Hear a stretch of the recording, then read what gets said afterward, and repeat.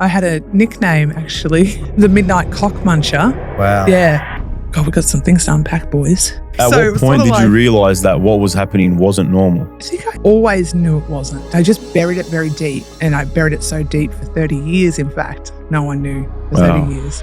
I gave birth on my own, no one in the room, just me. And I had a girl, another girl, so my third. And I remember he used to say to me, are you going to have a boy or an abortion? So what does a girl do in that position? Decided that I'd go work at a brothel. Was that rock bottom? That was my rock bottom. Oh, well, there's more. Oh, my God. Okay. What happened with my mum is we had a big fight on the phone one day. And she said, what have I ever done that's so bad that you can't be around your mother? Why can't you be my daughter? Because she had no idea. She had no idea. And then she said, was it Joe? I said, Mum, I can't tell you. My life's going good. I'm lying in bed one night. My phone rings. My work phone rings. I fucking knew it. I knew it. I answered the phone and I went, Vinny? And he goes, yeah. How did I know that? And I thought, what the fuck has happened to this man? Turns out it was crack. He came back into my life as a crackhead. And I look back on that and I'm like, man, so every time I hit rock bottom now, I'm like, hell yeah, something good's going to happen. You know, something good's happening. For sure. It's a rare place to be. It takes a lot of self-awareness to understand and be in that moment. It's such a talent to be somewhere really dark and not many people can do it and know, oh, okay, there's a blessing at the end of this. Yeah. A lot of people get lost in that and it could take you off your path for forever, but it's about being in the moment, being aware, okay, I'm in a dark place, looking at it from a blessing. But if you look at it from a dark place, it can spiral and you can just go in a darker place. But if you're looking at it from that perspective of this is a blessing, although you might be really dark, you can always come out on the other side. But it takes a lot of self-awareness and the willingness to move forward from it. There's magic in the bottom. 100%. Yeah. Let's dig deep into your story. What's like one of the earliest childhood memories? Oh, fuck. You can remember? Let's start from the start. Give us a bit of a backstory, like what was childhood like and where you've come from. All right. So I was an only child to a mother had to work multiple jobs to keep a roof over our head because my dad left when I was 1. I'm sorry about the arms. Do you cut them out? No, it's fine. Just be raw. We can if you want, but it'd be good. There's no pressure. Okay. It's chill. My mother then married a man that she saw as a safe and stable man. He was a God-fearing man. Of course he was. He was in the church. You know, the churches loved him. Safe guy. He wasn't. He was a child molester. But I didn't tell my mum because I didn't want to break her heart because she adored him. So I buried that secret for many, many, many years. But you knew from... So he was my perpetrator. Okay. Yeah. So... Wow. So sorry, but so dad left. Yep. Mum found another man and he was well known in the church. Yep. But he ran the Sunday school. Wow. How old were you at this point? I was 3. Oh my God. So that started from 3 until 14.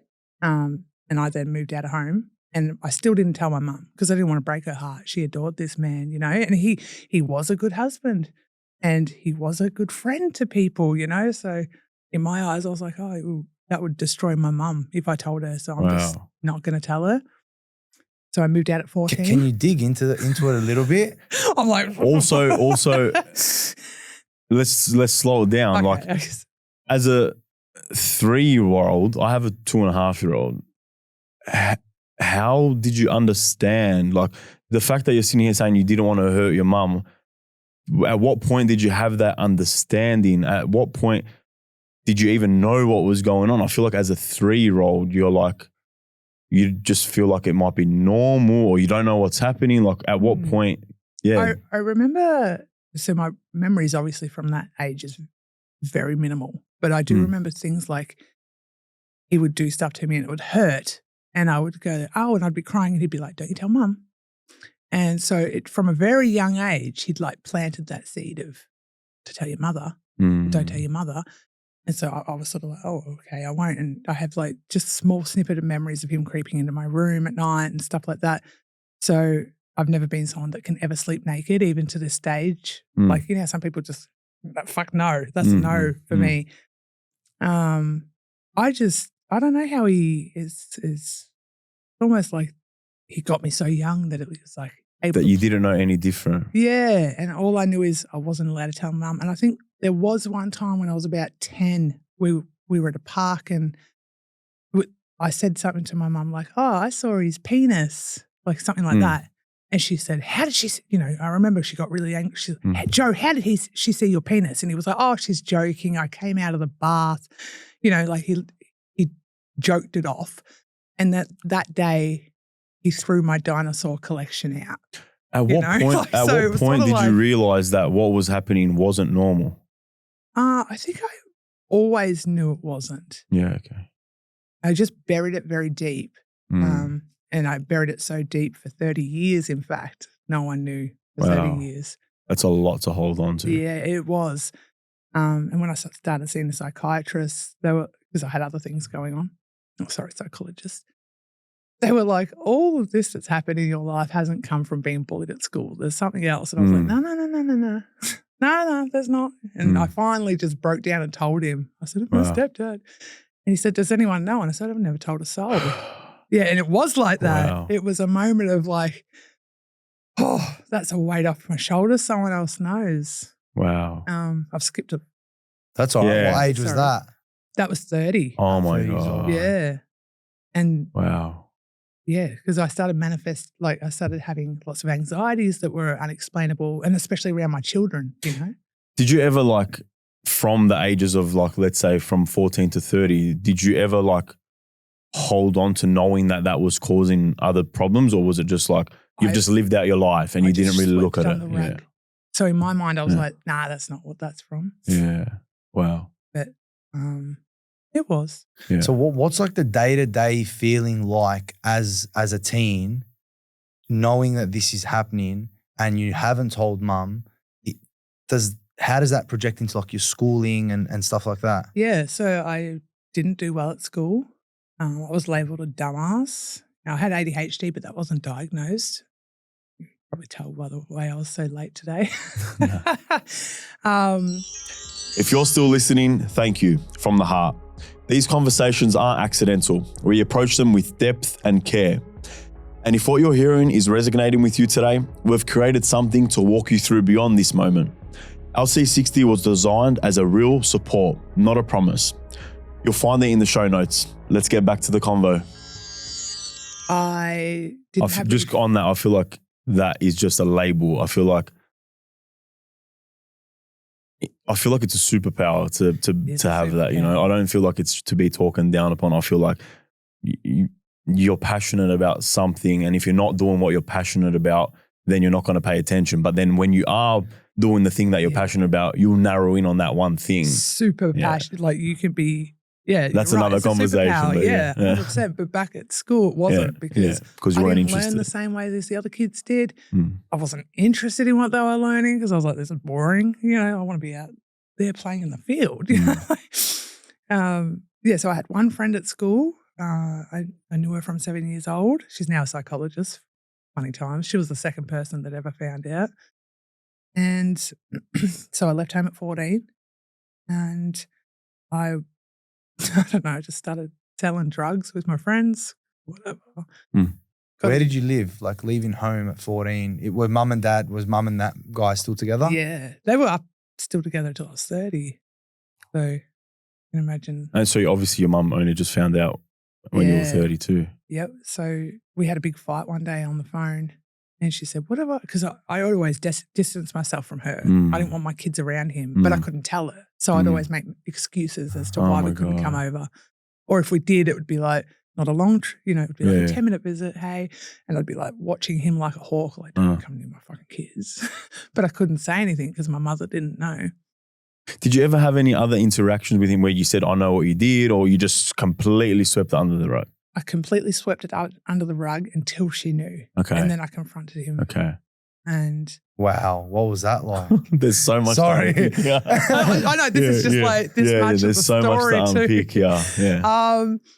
So what happened with my mum is we had a big fight on the phone one day and she said, what have I ever done that's so bad that you can't be around your mother? Why can't you be my daughter? Because I created this wedge on purpose. And I said, Mum, it's not you.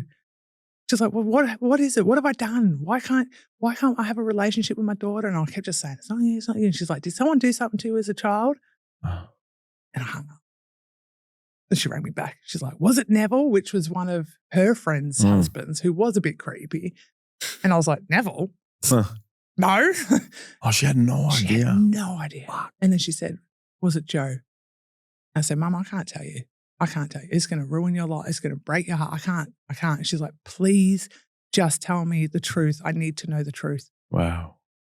I said, yeah, it was Joe. And she fucking burst into tears, hung up. She rang me back. She said, I can't ever see him again.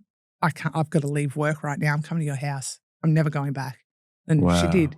She drove straight to my house. Did she have any idea at all? No idea. Was he just a good husband to her and she loved him? She up until that day still.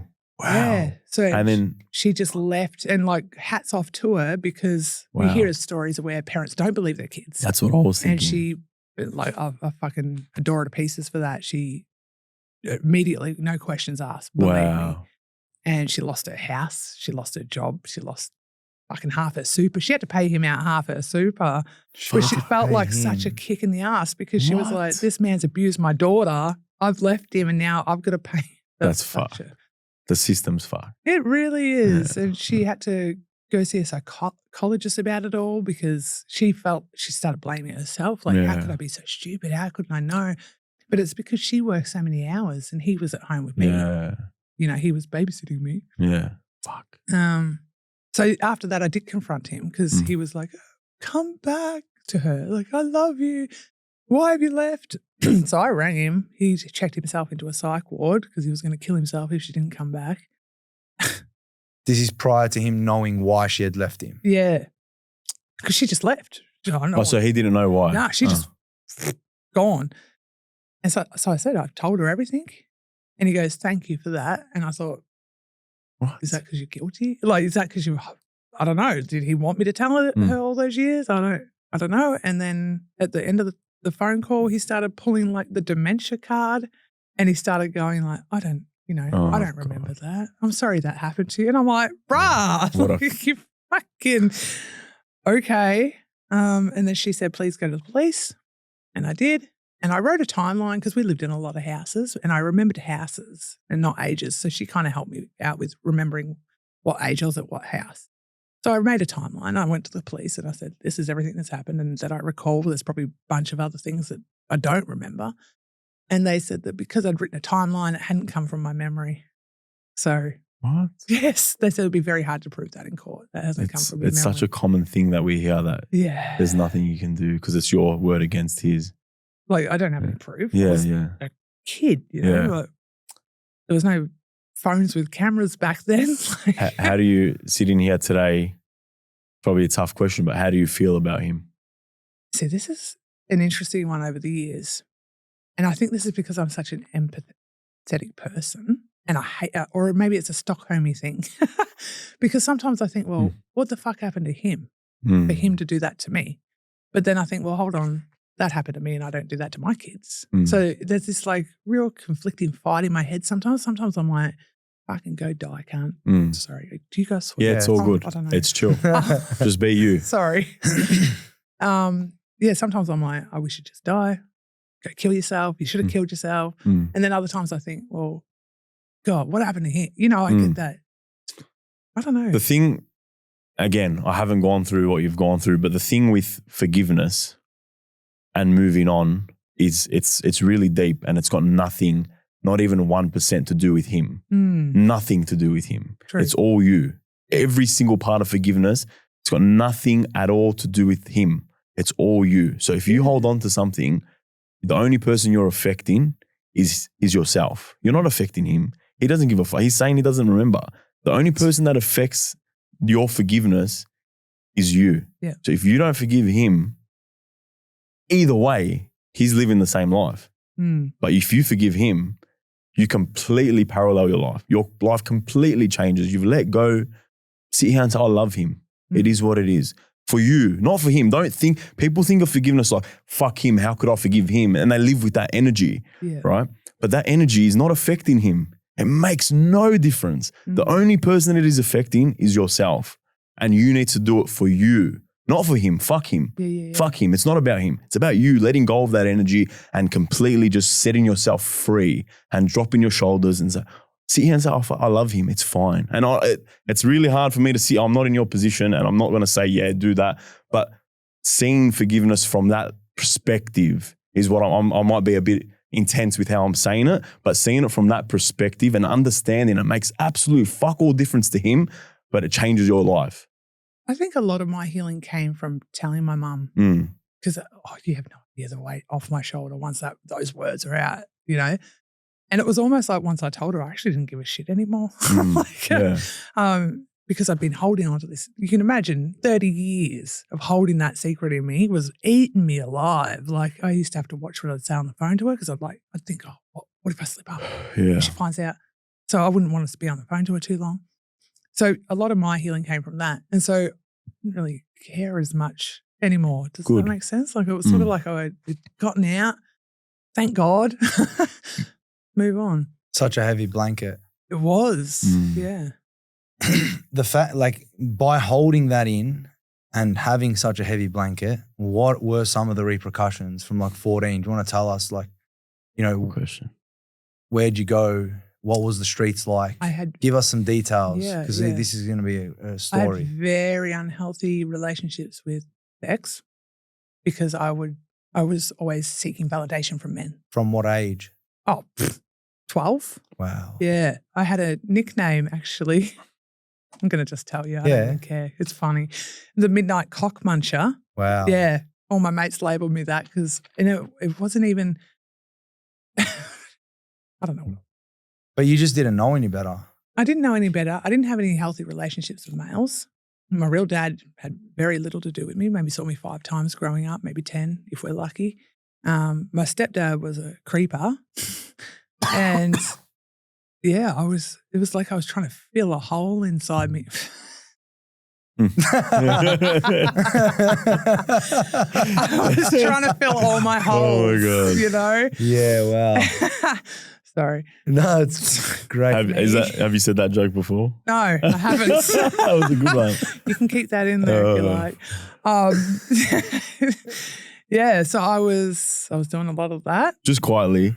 It's nice that we can sit here and laugh. I know it's probably not that funny, but it's nice funny. to sit here and laugh about it. That's not even like the stuff with my stepdad is this big on the scale of things that have happened in my life. Yes, but it stemmed from that. Yeah, it does. Yeah. So I got into my first proper relationship with a man that loved me for more than my holes. You're going to keep that shit. At what age? I was 16. Yeah. Okay. And he was a really great partner when he was sober. And when he was drunk, he would turn into Satan. How old was he?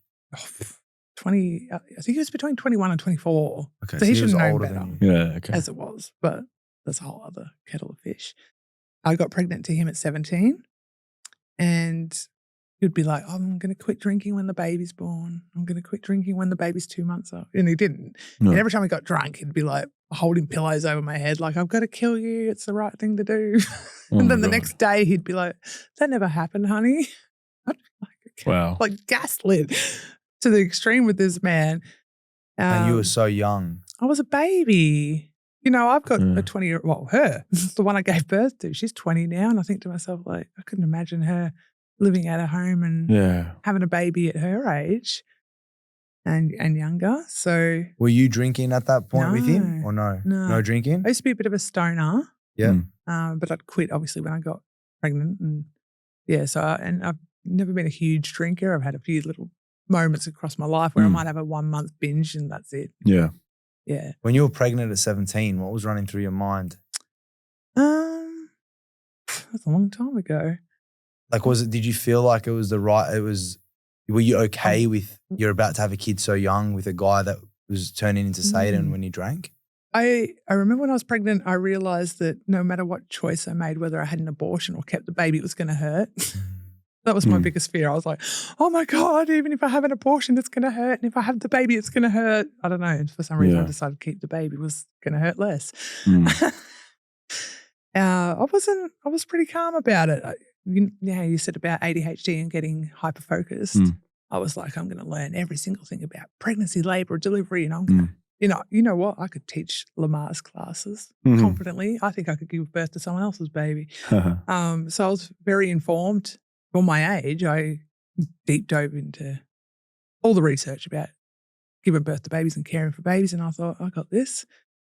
But his drinking didn't stop, and you know there'd be times where we'd have friends over and he'd slam my head into the ground, and all my friends would in front be of like, other people. yeah, Oh my and they were God. scared of him because he was scary. Yeah. He was a scary man.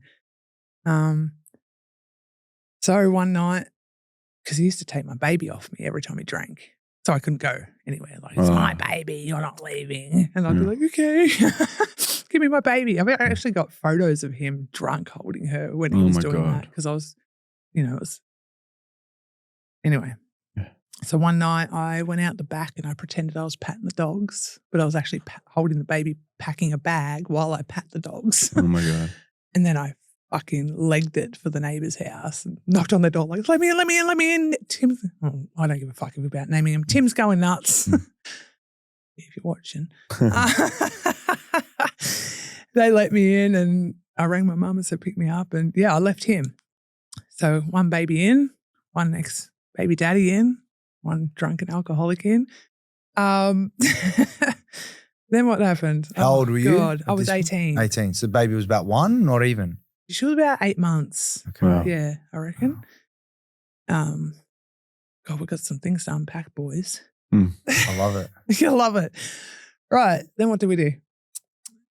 We left him and then he said to me, because he was the money earner of the family. I wasn't. I was a homemaker. And I all of a sudden realised like how expensive stuff was.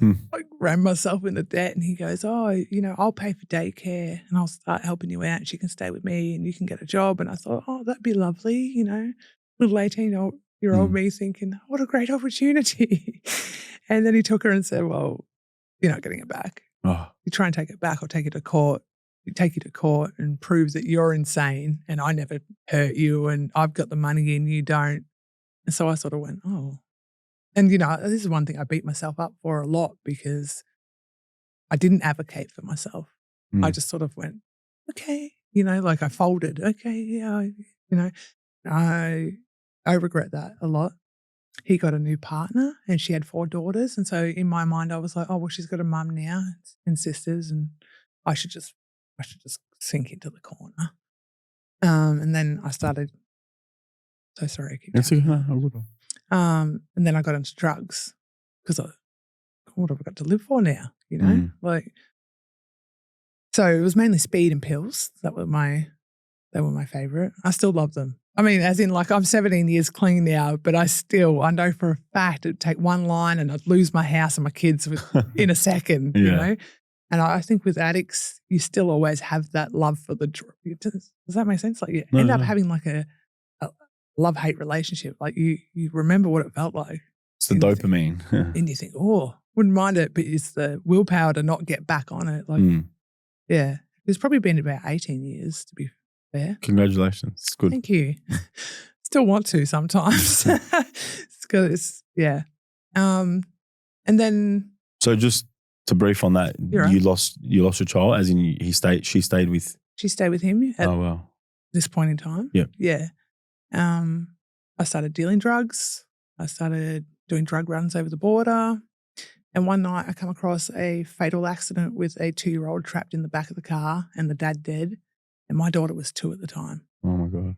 And I was off my guts, like heading to South Australia to do a pickup. It's 5 o'clock in the morning and there's a dead dude and a baby stuck in the car and my brain's like, oh my God. And on the way back from that trip, the guy I was with said, let's stop in and see my sister. And we stop in and she's living out the back of some shack. She's 45, fucking cracked off her head. And I remember thinking, if I don't pull my finger out of my ass, that's going to be me at 45. And after, you know, it was the same day that the kid was trapped in the car and I thought, fuck this, I'm done. I was so done.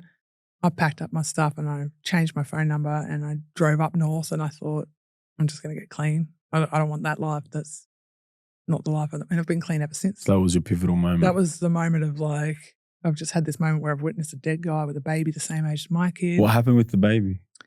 It took them 3 hours to get him out. Oh my God. And I don't know. They Wow. airlifted him to hospital. I do sometimes sit there trying to do a bit of a Google of like information I do remember. I don't know. I hope he's well and good. And So out of all, you've had we've gone from one experience to the next. I want to know, like, what was the absolute darkest point? Would you say that was it? Or, no. What was that, if you don't mind sharing? Do you want to? We'll skip a few. All right, I'll give you a quick brief. If it's coming up. If it's coming up, keep going. It's Okay. coming. Because let's keep we going. ain't even. So how old? But you're saying you were clean. That was the point that you became clean. Yeah.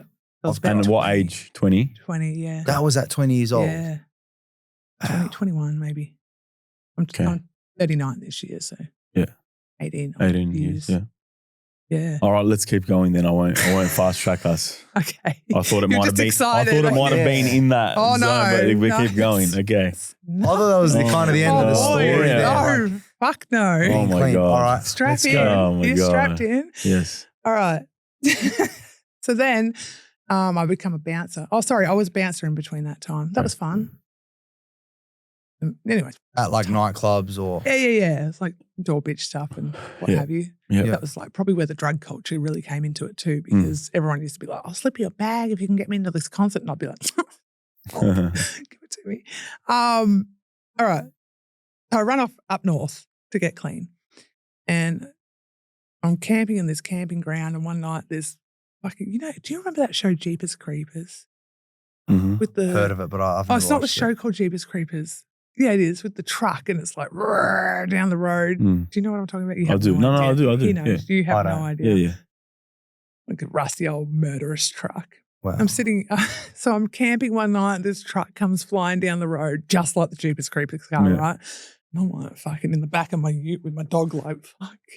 And this drunk guy, and he's like, and I'm thinking, shut the fuck up, cunt. Anyway. Next morning, he comes down and he's like, you should come to my house for a hot feed. And I was like, oh, whatever, because that's what I'm good at. Like, yeah, sure. Anyway, I ended up marrying the guy. Wow. The Jeepers Creepers dude. Wow. He's feral as fuck. It was funny. Like, I grew up around Knox in Melbourne, do you know? Yeah. And, there's a certain etiquette of the area. And, I brought this man in from the bush with like a bluey on and thongs and his little trucker shorts and his fucking beard. And, like just out of place as fuck. Yeah. And his hat, like, here you going, love? That was my husband, 6'3" and big, hairy, muscly creature. Oh my God. Looks like a swamp. Anyway, whatever. Married him. And I did have a fairly good marriage to that guy. He was a great father and a great husband. And he was sober. Another one of those. Can I ask a quick question? Sure. And I don't know if you know the answer. When your stepfather molested you, do you know if he was under the influence of alcohol? No. He wasn't? No. Okay. I don't recall ever seeing him drink. Okay. Continue. Sorry. Right. I just wanted to see.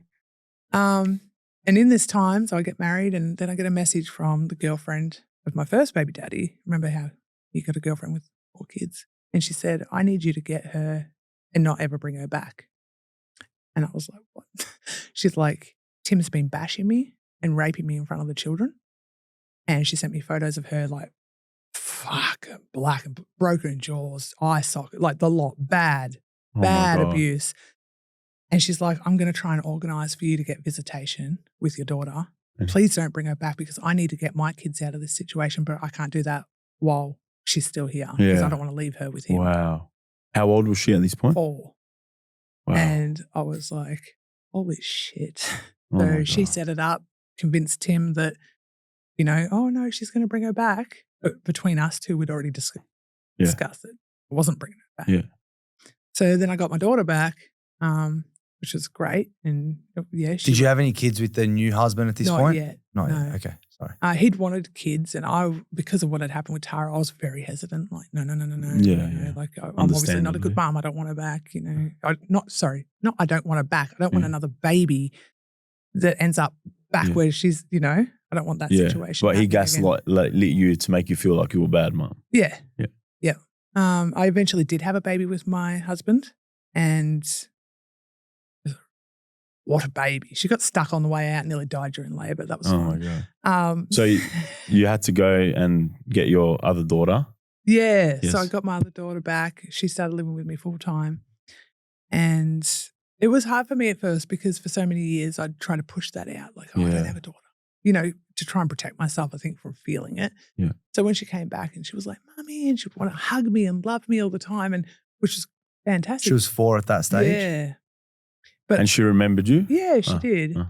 But I struggled because firstly, I'd grown up as a Guilt. kid that had already been abused X, Y, Z times. So I already had intimacy issues with hugging people just as friends. I was like, she's touching me. Like, and that's part of that drove going to see a psychologist for the first time after I had my second daughter.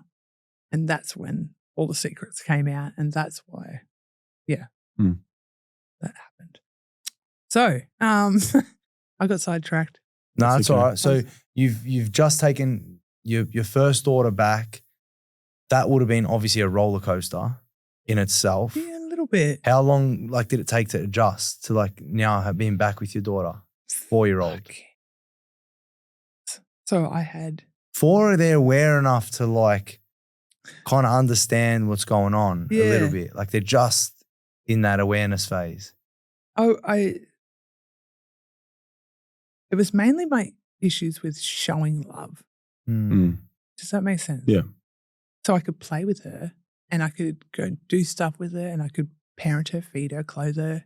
You know, What about all that. words of affirmation? Did you struggle with that or mainly just touch, physical touch? It was mainly physical touch. Yeah, okay. Yeah. Because I just this little messed up human, that had already been through a bit of the ringers.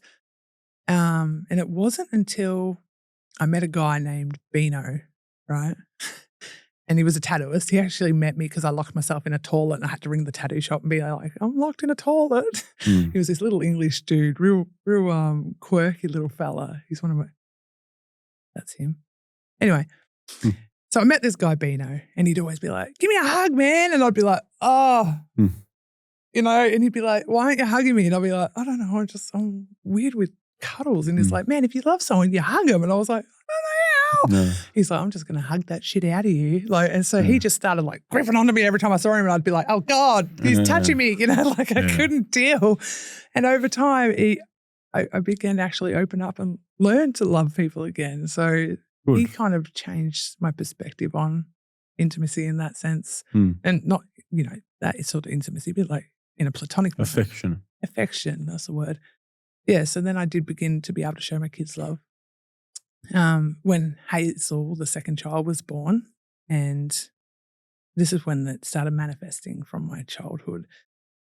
Because of what had happened with the first one and because of my stepdad, when I had my second daughter, I became super fucking protective. You're not holding her. You're not putting her in your car. I've got to check her temperature 40 times a night to make sure she's going to be okay.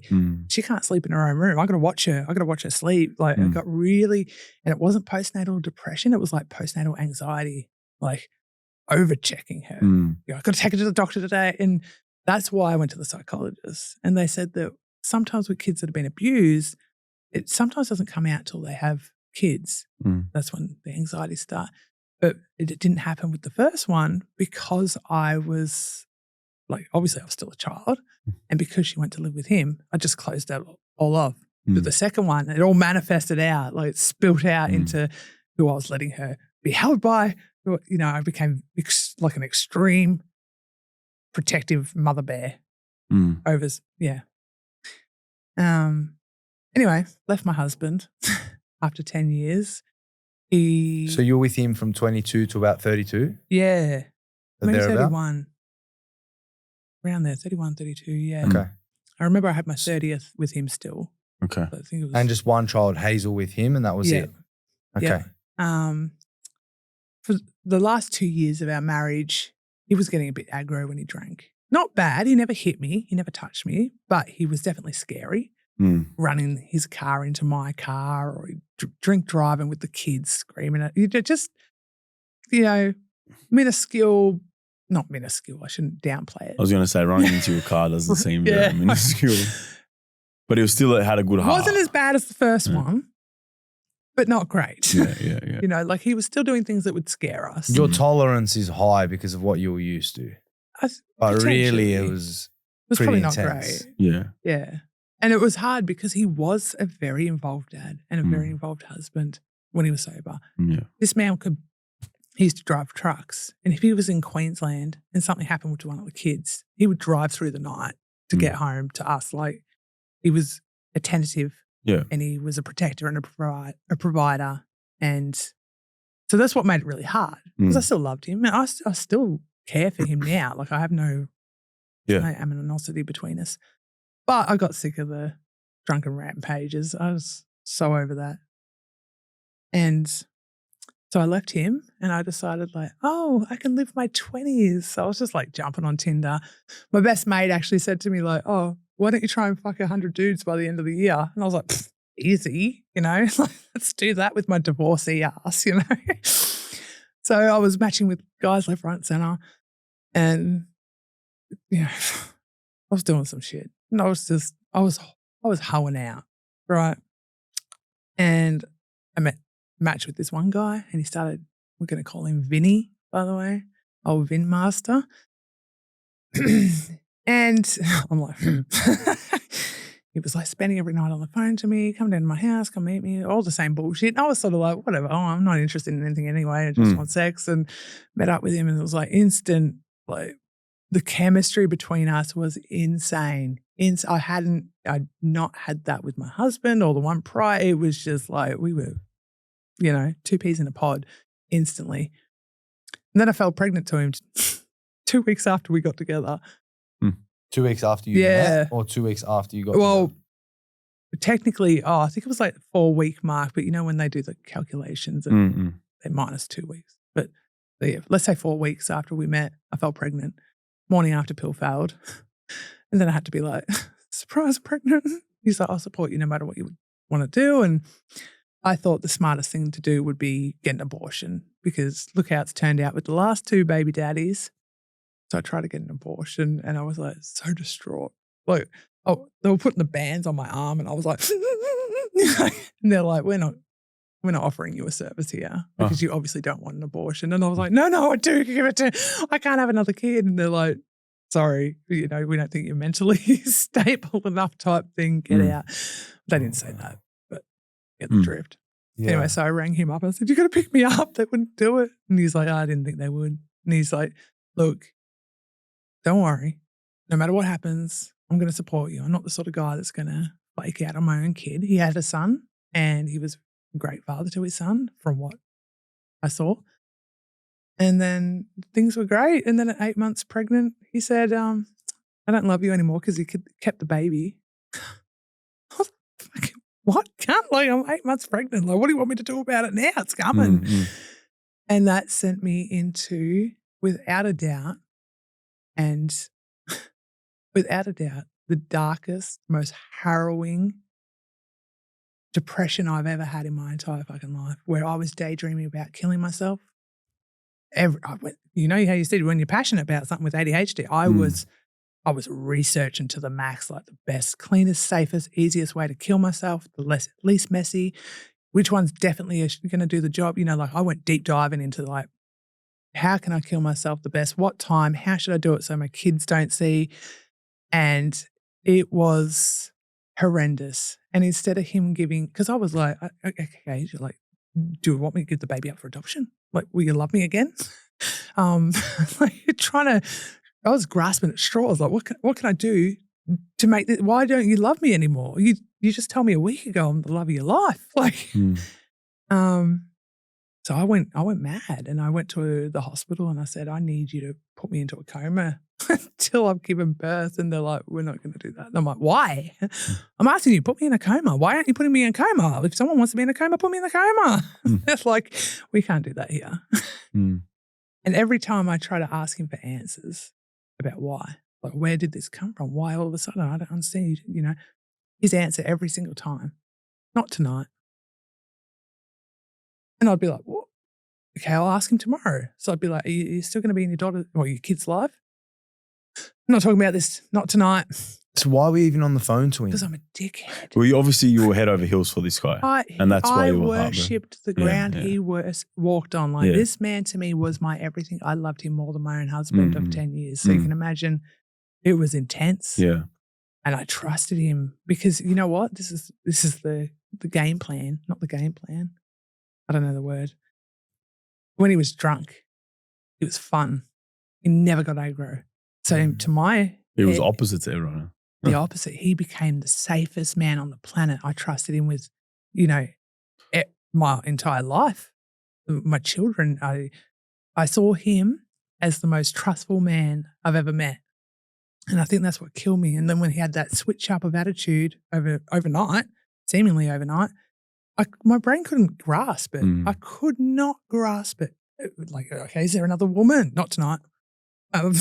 Like, what? Did you meet someone else? Is that why you're acting like? Not tonight. And he wouldn't engage in conversation.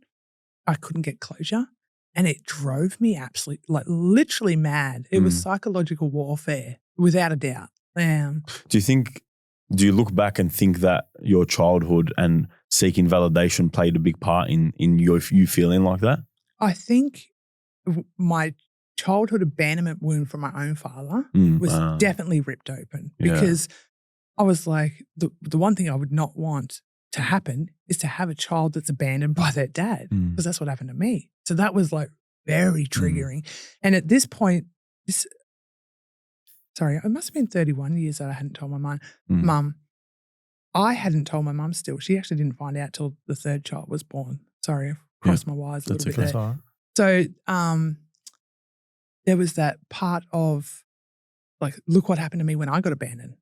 I got molested. And I've just met the man I find the safest in the world, and he's left. He's gone.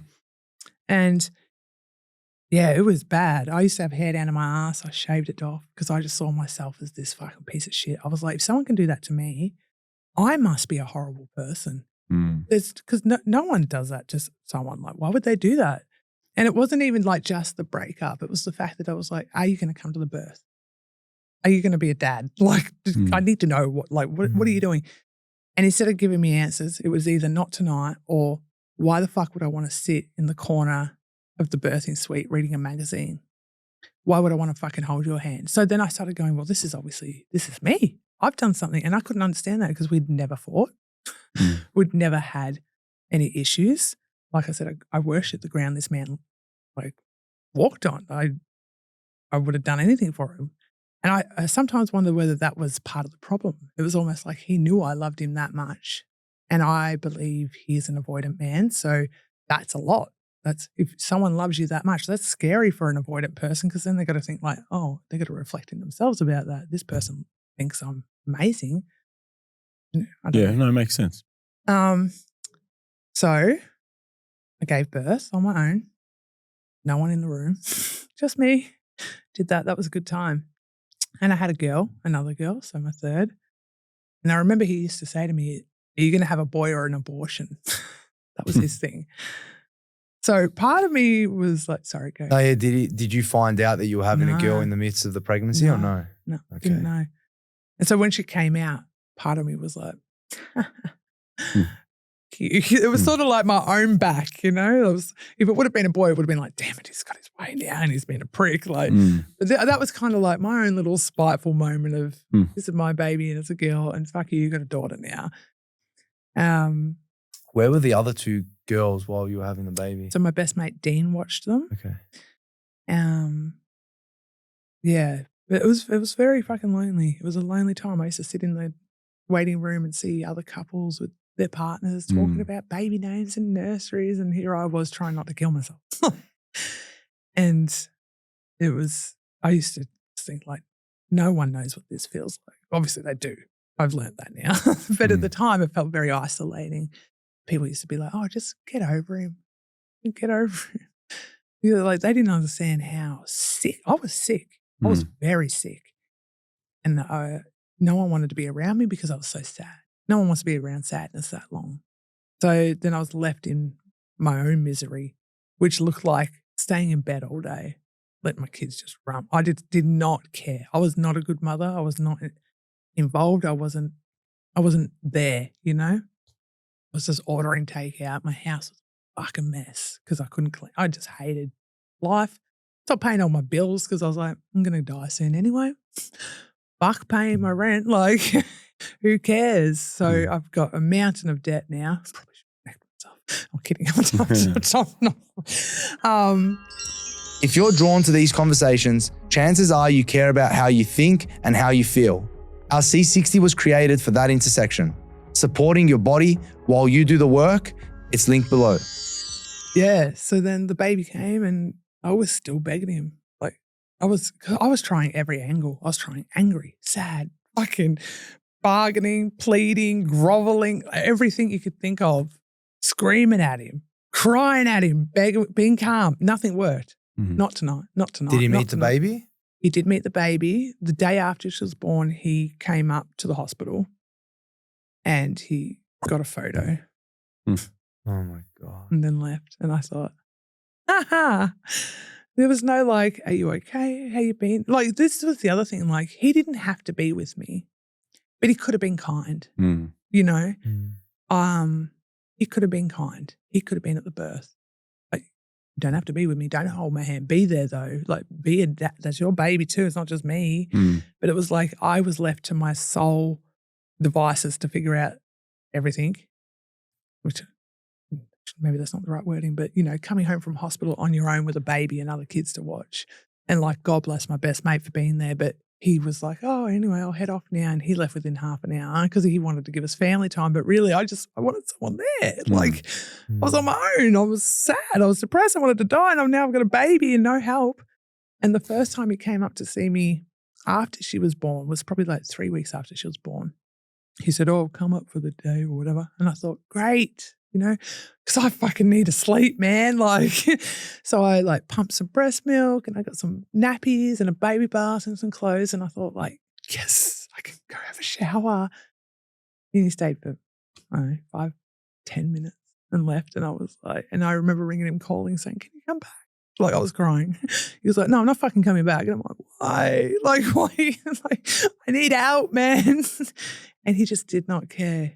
There was no part. It felt like he was coming up to get a photo and leave. And at that point, you weren't speaking to your mum either, so you didn't have help there.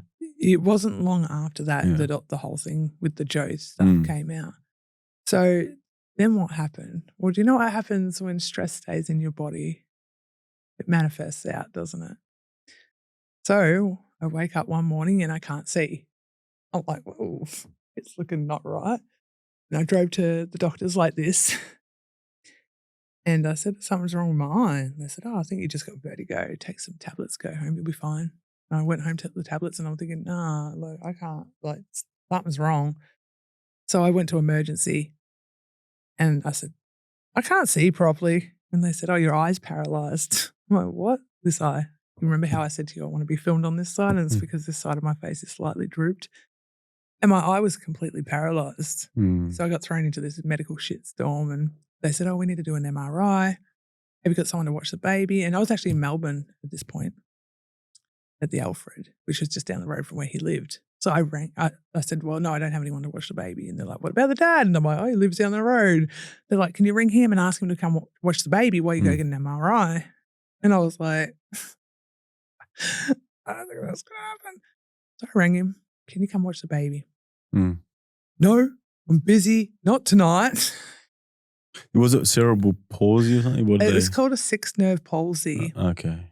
Which is one of the biggest nerves in your head. It turns out I've got a pituitary cyst gland.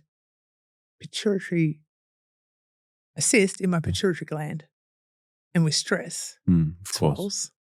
And it touches the sixth nerve palsy. So anyway, I went blind for 8 months. That was a whole ordeal.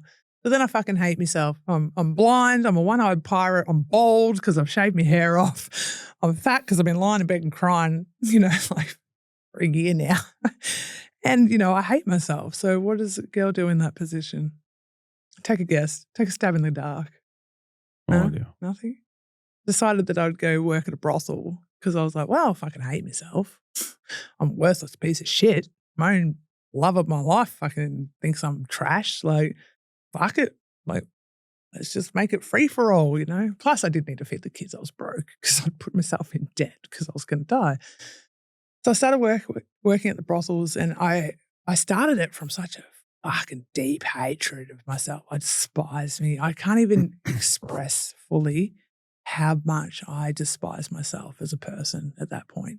You have no idea. I just filth. That's how I saw myself. I'm filth. Was that rock bottom? That was my rock bottom, definitely. Oh, well. I know there was a lot of rock bottoms, but There's more. Oh my God. Okay. There's fucking more. There's All so right. much more. This Can is you one of talk them, to us though. a little bit about like working at a brothel? Like what's that like?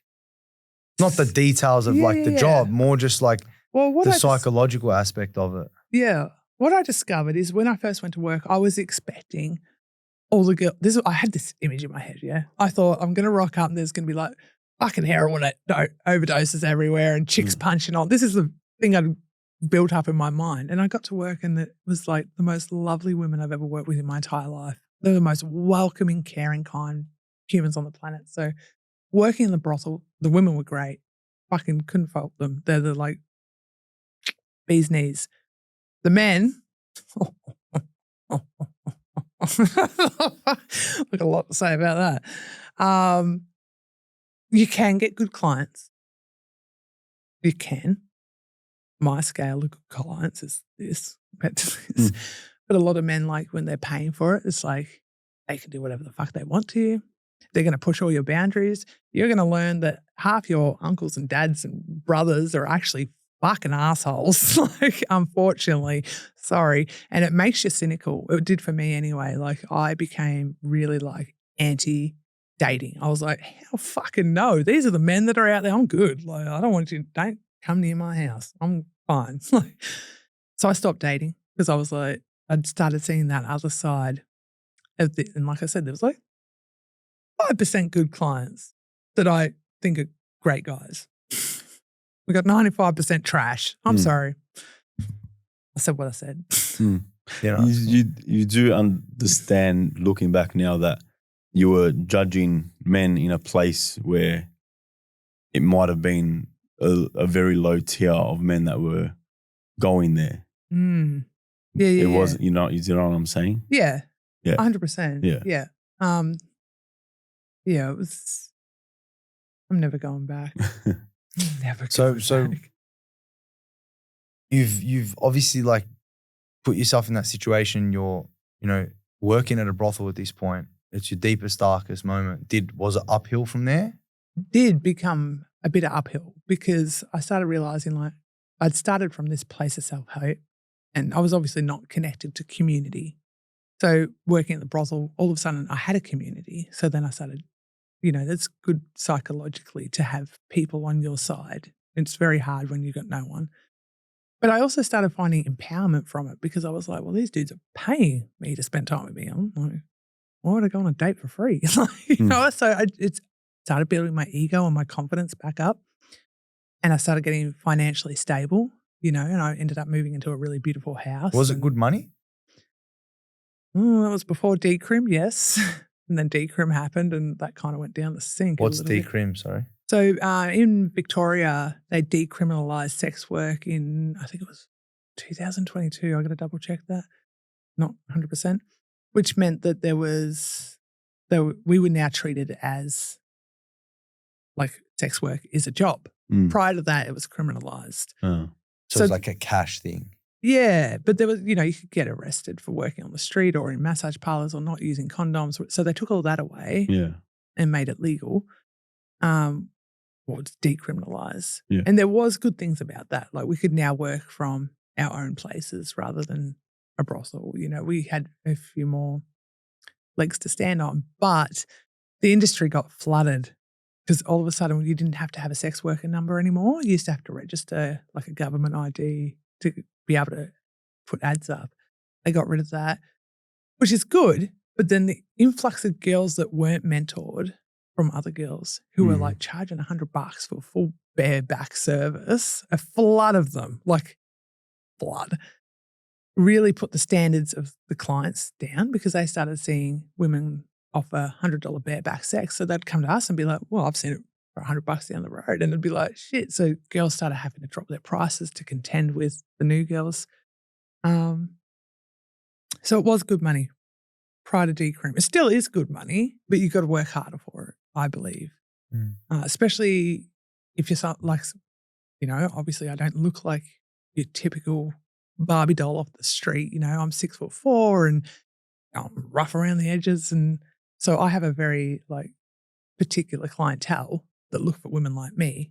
But if they see another tall chick offering it for 100, me out the game. So. All right, so you made some good money. You moved into a nice place. That's where I interrupted. Sorry. I was my confidence was coming back. I had community. Oh, Vinny had gone dead quiet for 3 years in this period, I should mention. Not a word. Ghost, right? No social media, no text messages, no how's my daughter, nothing. Absolutely fucking nothing for 3 years. My life's going good. I'm lying in bed one night. My phone rings, my work phone rings. And I fucking knew it. I knew it. I answered the phone and I went, Vinny? And he goes, yeah. How did I know that? And then my daughter goes, is that my daddy? She's never talked to him. She didn't know his name. Wow. Yeah. It was like a real the fuck moment. Intuition. Then we got back together. Wow. How did that happen? He was just keen to come back, or something had happened in his life? It was the worst mistake I've ever made in my life. And The worst mistake you've ever made in your that's what life? he was saying to me. that. Yeah. Not me. Yeah. I was going to say, Well, fuck, what happened here? Oh my God. Worst mistake he ever had in his life. And he said, oh, you still make content because I've just lost my job and maybe we can make some money. Because we did fuck good, obviously. Anyway, got such a beautiful penis. And so I was like, yeah, of course. Let's make some content. And I was mainly saying that because I wanted to test whether he actually was being for real or I don't know. I don't know why. I wanted to suck his dick.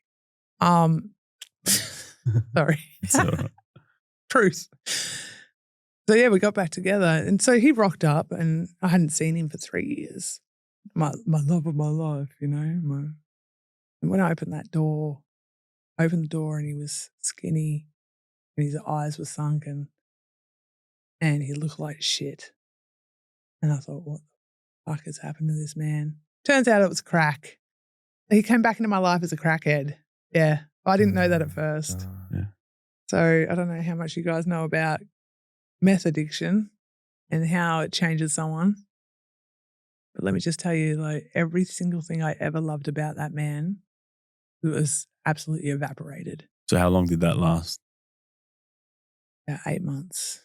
Yeah. But I didn't know, I knew he looked different. I didn't know it sure at first. I hadn't seen him smoke any meth. I hadn't seen him, he didn't talk about it. So I started thinking maybe he's just lost weight because he's older, maybe he's not eating properly. But then these behaviors started coming out that were fucking odd.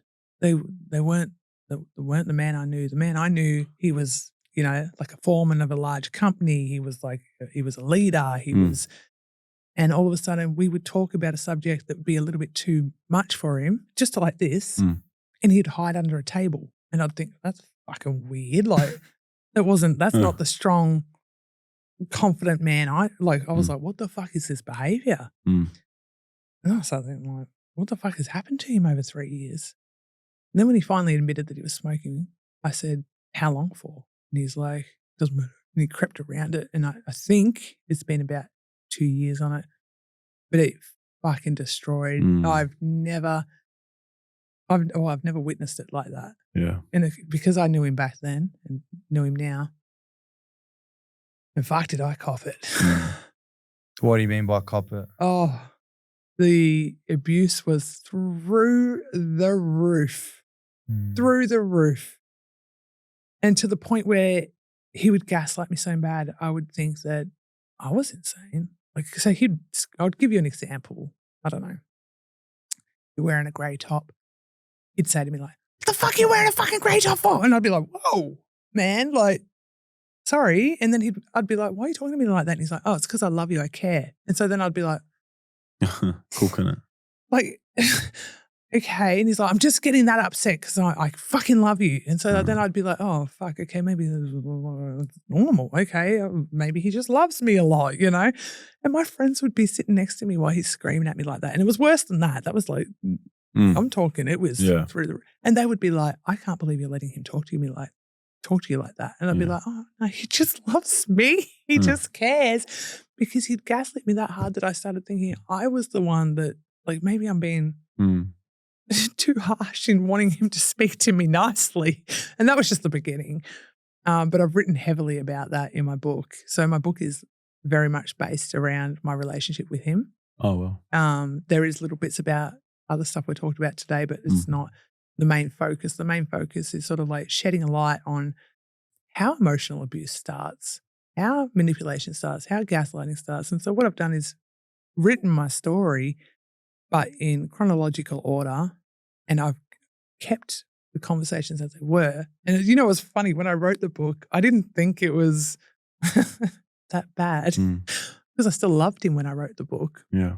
And then I had people read it and they were like, this guy's a fucking asshole. And I'm like, no, what about the redemption arc? You know, he's not that bad. And they're like, no, he's fucked. And I'd be like, surely not. So I'd read it again and I'd be like, oh yeah, that one's a bit, and that's not great. And I'd read it again and be like, whoa, hold on. I'd read it again and be like, fuck, what a wanker. Like, that's crazy. It's because I couldn't see so it. the 8 months that you were with him obviously gave you the closure. Time.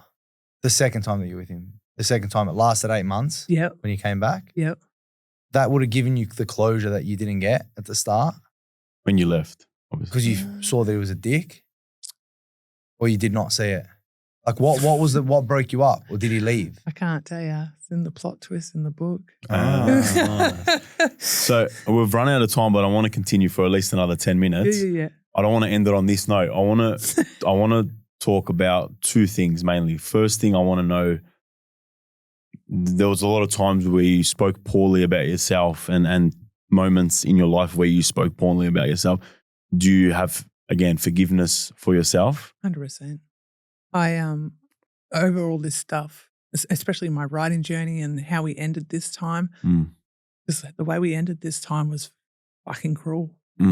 And in that moment, I showed him grace.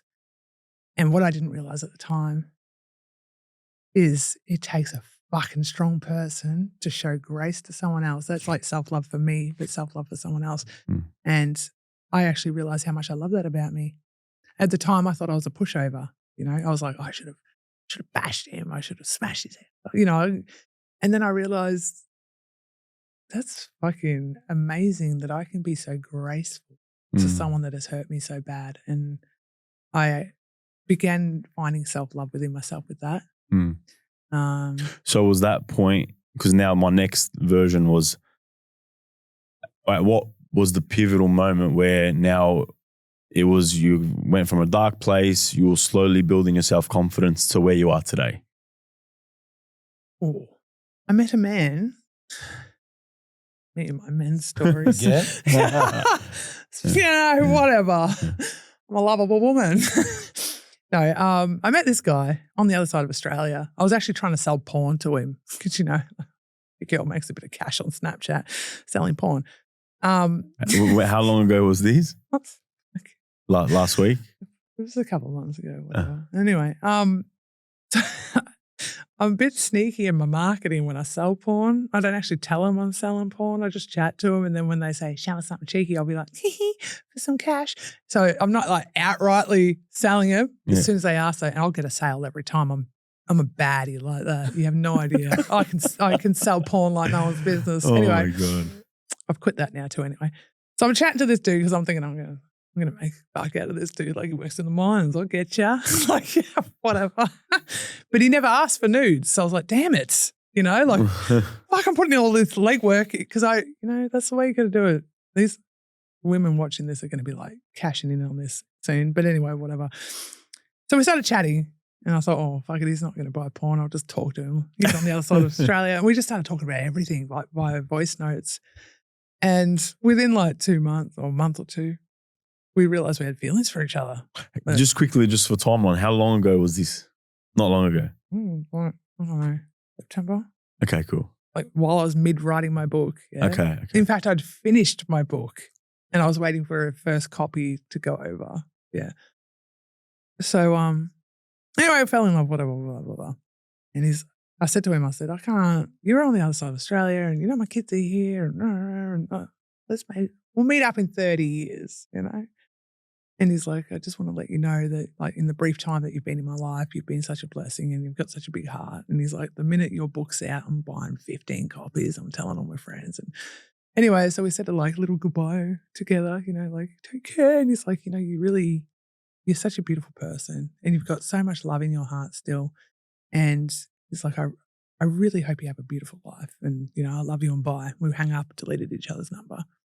And I burst into tears because that was my fucking light bulb moment. I burst into tears and I thought, holy shit, it is that easy to leave someone on a kind note with closure and love and good gesture. That easy. That's how easy it was. It was so easy.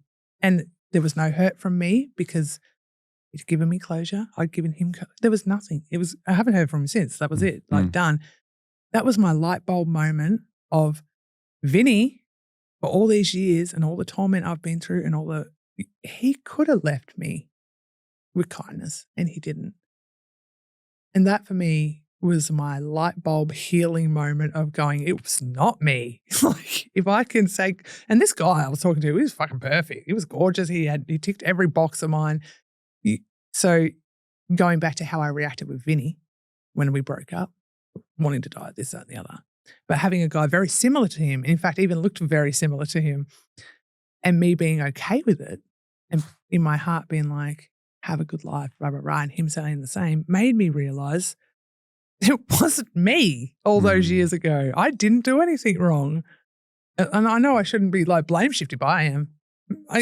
So essentially, this is almost the start of your healing journey now. Yeah, it is. And writing the book, telling my story, Vin did threaten me. Like, you know, if you release that book, look out, blah, blah, blah. And I think we'd love to help you on your healing journey. We have some contacts, a lot of contacts, a lot of people. Jessica Marie, okay. I would love to personally pay for a session for you and her out of my own pocket. And she helps. She's a trauma specialist. Is she? She was abused from her father and her grandfather. And she's learned how to heal and how to heal others. And she's got a beautiful story. Yeah, right. And she's on a beautiful journey. And I would love to pay for you to go and have a session with her, a couple, or whatever it takes. And I feel like it'll actually help you a lot. Yeah. I feel like you were sent here for us to help you. Honestly think that. Thanks, guys. No, all good. Yeah. Thank you for sharing your story. That's all right. And we're looking forward to it, the book. And the healing journey. The healing journey. I think you're on the money, Paul. I think it's a good way to go. Oh, there you go. Who's that, Paul? Yeah. Yeah, who is that, Paul? Who's that, Paul? Tim. No, okay. That's Mike's husband. No. We'll run out of time, but I'm sure we could probably speak for another 3 hours. But I think this journey doesn't end here. It begins. I believe that. Yeah. I believe that too. And I'll speak for both of us. I think we can help play a part in your healing journey. I love that. Yeah. Yeah.